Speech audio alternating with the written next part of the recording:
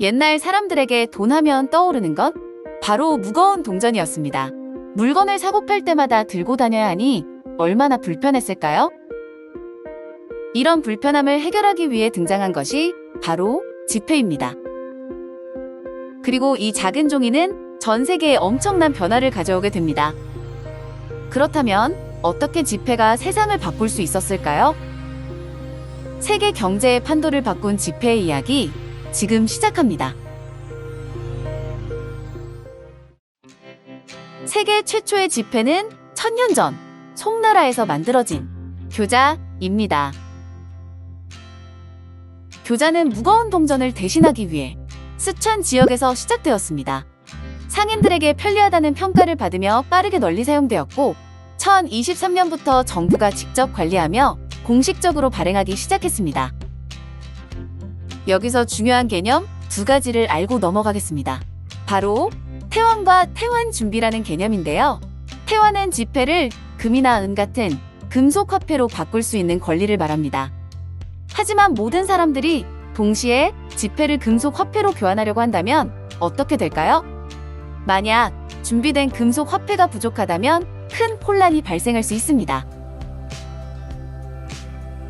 이를 방지하기 위해 발행된 모든 지폐를 금속 화폐로 바꿀 수 있도록 충분한 양의 금이나 은을 준비해두는 것을 태환준비라고 합니다. 태환과 태환준비는 지폐 신뢰를 유지하는 핵심 개념이었으며 이 시스템은 20세기 중반까지 많은 국가에서 사용되었습니다. 또한 이번 영상에서는 화폐라는 단어가 제도적 맥락에서 언급될 텐데요. 이때는 돈이라는 개념으로 생각하시면 이해하기 쉽습니다. 다시 이야기로 돌아와 지폐는 송나라 이후에도 계속 사용되었습니다. 몽골 제국은 동전 부족 문제를 해결하기 위해 교초라는 지폐를 만들었습니다. 원나라 시기 법정 화폐로 공식 인정된 교초는 본격적으로 유통되기 시작했죠. 교초는 종이에 정교한 동판으로 인쇄된 후 황제의 도장을 찍어 완성되었습니다. 크기는 지금의 지폐보다 훨씬 커서 공책 정도의 크기였다네요. 베네치아의 상인 마르코 폴로는 원나라의 교초를 보고 크게 놀랐습니다. 그는 자신의 책 동방견문록에 어떻게 종이가 돈이 될 수 있지? 라며 그 경이로움을 기록했습니다. 1295년 마르코 폴로가 긴 여행을 마치고 고향인 이탈리아로 돌아왔을 때 이탈리아는 유럽 경제에 큰 영향을 끼칠 준비를 하고 있었습니다. 당시 이탈리아는 국제무역의 중심지로 번성하고 있었습니다. 피렌체, 제노바, 베네치아 같은 도시는 동방과 서방을 잇는 주요 무역로에 위치하며 활발한 상업 활동으로 이름을 펼치고 있었죠. 상인들은 금과 은을 안전하게 보관하거나 교환하기 위해 환전업자를 찾았고 이 환전업자들은 단순히 보관과 교환을 넘어 대출과 자금 관리까지 맡으며 초기 은행의 모습을 갖춰가기 시작했습니다. 몇십 년 후 피렌체의 메디치 은행과 같은 거대 금융기관이 등장하며 이탈리아는 유럽 은행업의 중심지로 자리 잡았습니다. 이탈리아의 금융 시스템은 곧 유럽 전역으로 확산되었고 이후 신대륙의 발견과 함께 유럽 경제는 새로운 변화를 맞이하게 됩니다. 16세기 스페인은 아메리카 대륙에서 엄청난 양의 금과 은을 유럽으로 가져오며 막대한 부를 축적했습니다. 그러나 금과 은의 과잉 공급은 예기치 못한 문제를 초래했습니다. 화폐 가치가 떨어지고 물가가 급격히 상승하는 가격 혁명이 발생한 것입니다. 이로 인해 유럽 경제는 큰 변화를 겪게 되었죠. 금과 은을 운반하거나 보관하는 데도 문제가 있었습니다. 무거운 금속은 이동하기도 불편하고 도난이나 마모로 손해를 입을 위험이 컸습니다. 그래서 사람들은 금과 은을 어떻게 효율적으로 관리할지 고민하기 시작했습니다. 은행에 보관하면 되지 않냐? 라고 생각하실 수 있겠지만 당시 은행은 주로 상류층과 대규모 상인들만 이용할 수 있는 부의 상징이었습니다. 일반 대중에게는 접근하기 어려운 곳이었죠. 많은 사람들이 금과 은을 귀금속 세공사나 금고에 보관하기 시작했고 이를 맡긴 대가로 보관증을 발급받았습니다. 보관증은 금이나 은을 대신하는 거래 수단으로 점점 더 널리 사용되었고 사람들은 굳이 금속을 직접 주고받을 필요가 있나?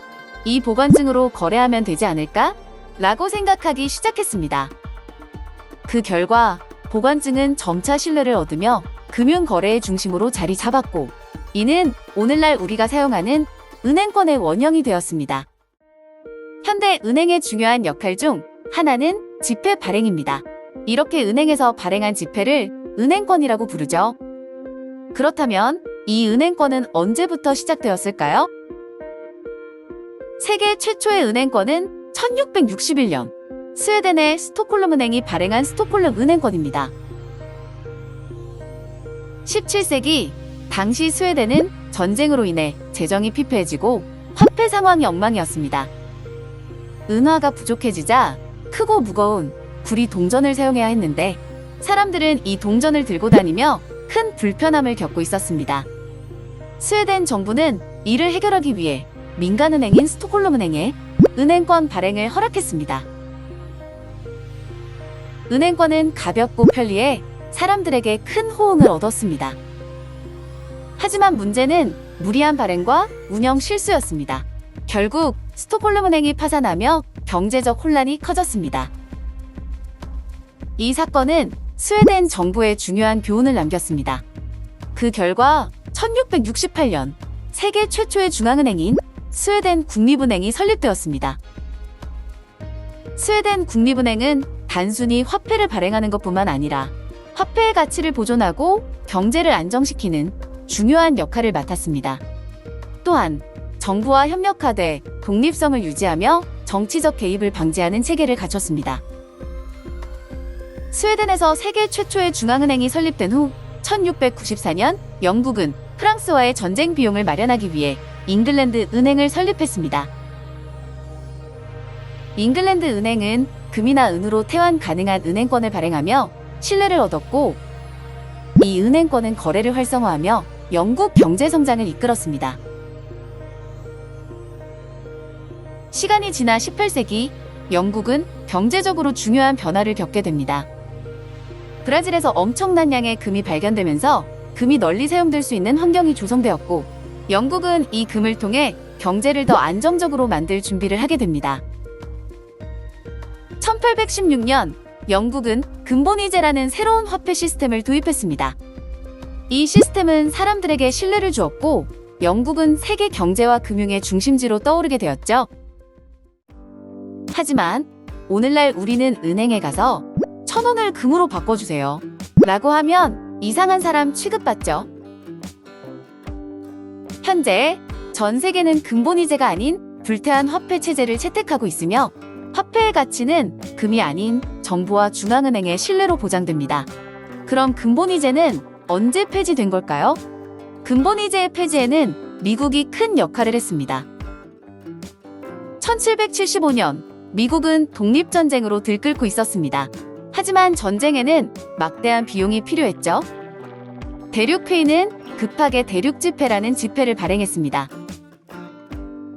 처음에는 잘 돌아가는 듯 했지만 전쟁이 길어지면서 화폐 발행이 무분별해졌고, 결국 하이퍼인플레이션이 발생했습니다. 이 실패는 미국에게 중요한 교훈을 남겼습니다. 이후 1792년 미국은 주화법을 제정하며 금과 은에 기반한 이중본위제를 도입했습니다. 이를 통해 지폐에 실물 가치를 부여하고 신뢰를 회복하려 했었죠. 이후 1900년 금본위제법을 통해 미국은 금본위제를 공식적으로 채택하며 화폐를 금과 직접 연결했습니다.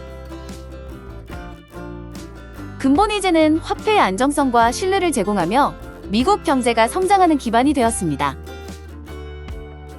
하지만 1929년 미국은 대공황이라는 거대한 경제 위기를 맞이했습니다.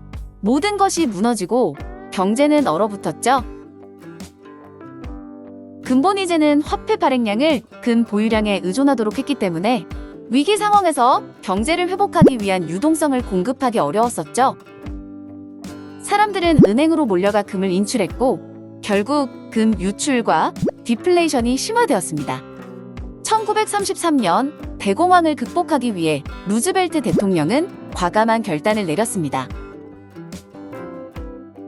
루즈벨트는 금 보유법을 통해 개인의 금 소유를 금지하고 금본위제를 약화시키는 동시에 뉴딜 정책으로 경제 회복을 도모했습니다. 1944년 제2차 세계대전이 끝날 무렵 세계는 새로운 통화 질서를 필요로 했습니다. 브레튼우즈 회의에서 국제 통화 체제를 재편하기 위한 브레튼우즈 체제가 도입되었습니다. 브레튼우즈 체제는 미국 달러를 금과 연결하고 다른 국가의 화폐는 달러와 고정환율을 유지하도록 설계되었습니다. 왜 하필 미국이냐고요? 당시 미국은 세계 금 보유량의 약 70%를 차지하고 있었으며 제2차 세계대전으로 인한 경제적 피해도 상대적으로 적어 다른 나라들보다 훨씬 안정적인 경제 상황을 가지고 있었습니다. 이 체제에서 미국 달러는 사실상 세계 기축통화가 되었고 미국은 경제적 패권을 굳히며 세계 경제의 중심지로 자리 잡았습니다. 시간이 지나 1970년대 미국은 금 보유량이 줄어들고 국제적으로 금 태환 요구가 폭발적으로 증가하면서 위기에 처했습니다. 1971년 닉슨 대통령은 역사적인 결정을 내렸습니다. 이로써 금본위제는 공식적으로 종료되었고 세계는 불태환 화폐 체제로 전환되었습니다.